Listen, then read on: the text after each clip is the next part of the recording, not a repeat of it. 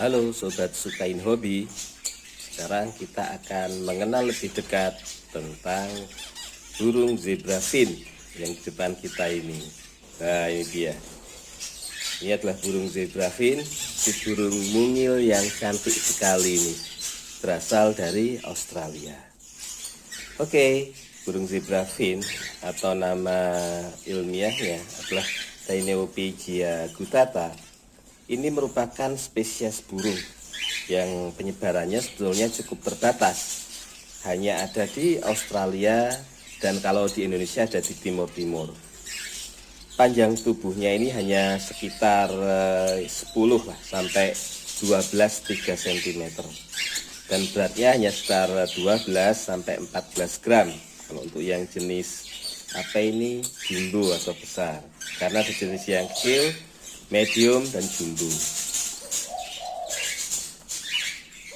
Untuk membedakan antara jantan dan betina, ini bisa diketahui dari warnanya, warna bulunya.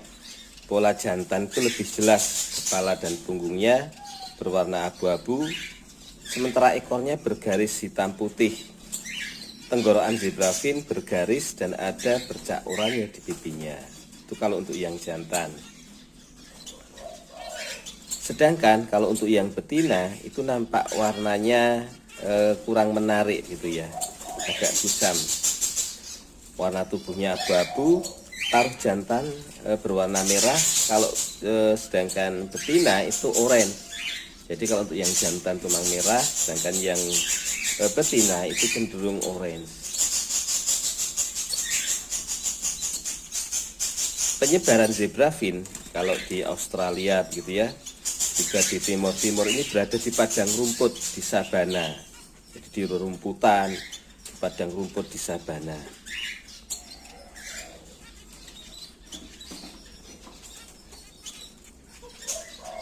Burung zebra fin ini merupakan spesies burung yang menetap sepanjang tahun dan cenderung lebih aktif saat siang hari.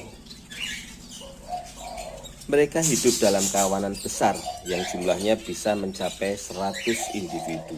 Wow, Masya Allah banyak juga ya. Akan tapi saat sedang mencari makan, mereka membentuk kelompok lebih kecil yang jumlahnya berkisar antara kurang lebih 40 sampai 50 individu saja. Nah, ini hebatnya zebra fin, ini keunggulannya. Zebra fin itu mengenali anggota kelompoknya, jadi mereka kan berkelompok. Ini melalui nyanyiannya. Jadi ternyata dalam kelompok itu mungkin punya nyanyian yang sudah dikenali gitu ya, semacam kode begitu dalam gengnya atau circle-nya begitu.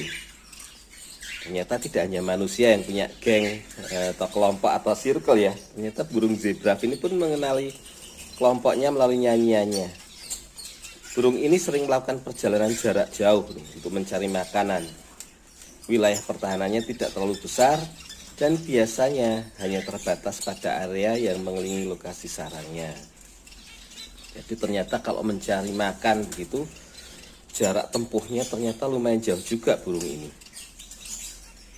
Nah, selanjutnya apa makanan dari si kecil imut yang cantik zebra fin ini? Menu utama dari zebra fin ini adalah sebetulnya biji-bijian, khususnya biji rumput.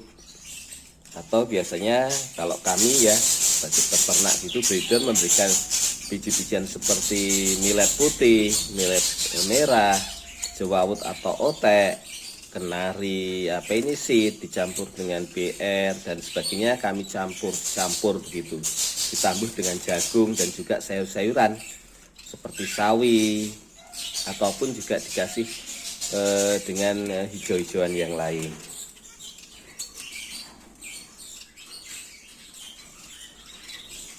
Dan ternyata burung ini juga menyukai serangga sebetulnya, seperti kroto begitu ya, atau ulat-ulat kecil. Ternyata mereka menyukainya. Nah, burung zebra fin ini berkomunikasi dengan menggunakan sinyal akustik. Bahwa ternyata zebra fin menggunakan sinyal akustik untuk berkomunikasi dengan embrio Mereka melakukan panggilan inkubasi pada telurnya pada saat cuaca panas, kisaran di atas 26 derajat Celcius, dan pada saat akhir masa inkubasi. Menariknya ini ya, panggilan tersebut mengubah pertumbuhan dan perilaku anak burung. Wah, Masya Allah. Anak burung yang diberi panggilan inkubasi punya berat lebih kecil di akhir fase bersarang saat mereka merasakan suhu sarang yang lebih tinggi. Selain itu, anak burung tersebut kemungkinan besar akan bersuara ketika suhu sarang tinggi. Nah, burung zebra fin jantan ini ternyata punya keahlian atau kelebihan. Ya, ini mempunyai siulan begitu ya, atau bisa menyanyi dengan merdu untuk memikat betina. Mereka bisa menyuarakan nyanyian indah untuk memikat pasangannya. Nah, burung jantan ini belajar bernyanyi dari ayahnya. Ternyata burung saja belajar bernyanyi dari ayahnya. Mereka mulai bernyanyi selama beberapa minggu pertama kehidupannya. Jadi kadang mereka memang bernyanyi indah, merdu begitu. Salah satu studi mengatakan bahwa jantan bahkan masih lip sync saat sedang tidur. Ternyata yang lip sync itu tidak hanya penyanyi ya, grup band, artis dan sebagainya. Ternyata burung pun juga melakukan lip sync. Itu coba kita lihat. Mereka akan berkomunikasi satu sama lain dengan menggunakan vokal gitu ya, intonasi yang sudah mereka kenal. Walaupun mereka belajar bernyanyi, anak burung akan menambahkan versinya sendiri sehingga tidak ada dua lagu yang sama persis. Masya Allah. Jadi ketika ayahnya mengajarkan lagu gitu ya, mungkin lagu dasarnya begitu, anaknya itu ternyata tidak akan menirukan persis, tidak akan bisa persis. Jadi dia akan menambahkan versinya sendiri. Jadi di dalam zebra fin itu tidak mungkin ada suara yang persis antara ayah dan anak itu. Walaupun kalau kita mendengar sekilas semacam sama gitu ya, seperti sama, tapi sebetulnya itu berbeda. Jadi tidak akan ada dua lagu yang sama persis.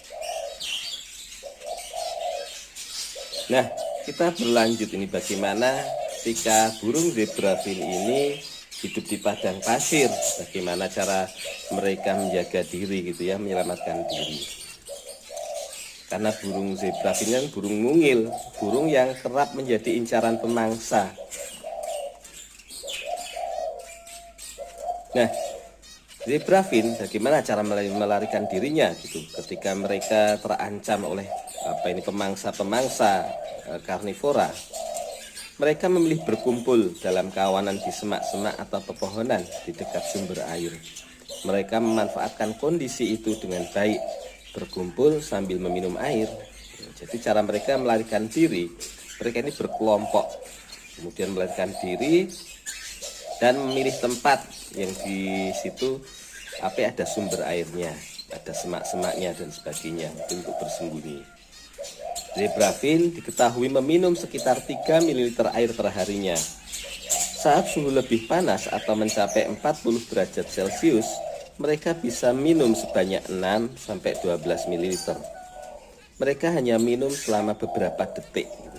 Jadi mereka minumnya memang cepat gitu ya. Setelahnya mereka mandi selama semenit.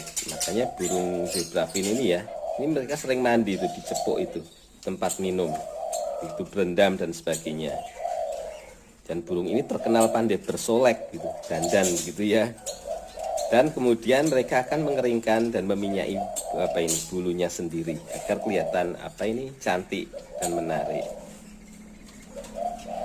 Oke, sekarang kita berlanjut ya Sobat Sukain Hobi ke sistem perkawinan zebra fin ini.